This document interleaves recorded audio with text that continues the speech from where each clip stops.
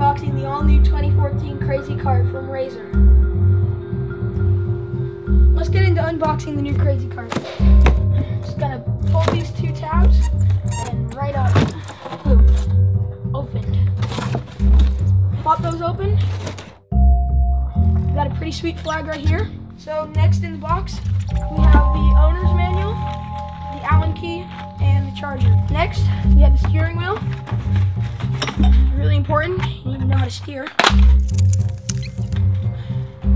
Isn't this cool? They give you all these free drift obstacles right here.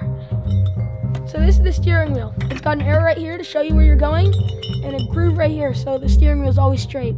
So what you're gonna wanna do is put it in right there, and sometimes it's a little tricky.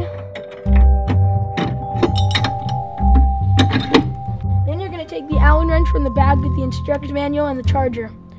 You're gonna tighten this down and make sure it's nice and tight because you don't want the steering wheel flying off. That should be good. Now that we have the steering wheel in and tightened down, it's time to get the Crazy Cart out of the box. It's a little big, so I recommend having a friend. Hey Ken, can you give me a hand?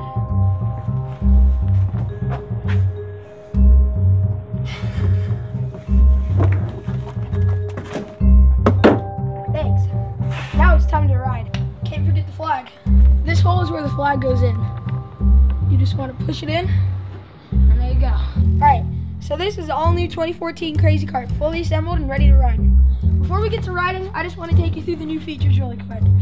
They moved the on-off switch from back here to up here. The charger port also, it used to be back there. So what you're going to want to do to charge it, take this end, plug it into here, this end here, into the wall. Razor really recommends you have a full charge before you go riding, but luckily for me, I already took care of that, so let's move on. Next is the acceleration pedal.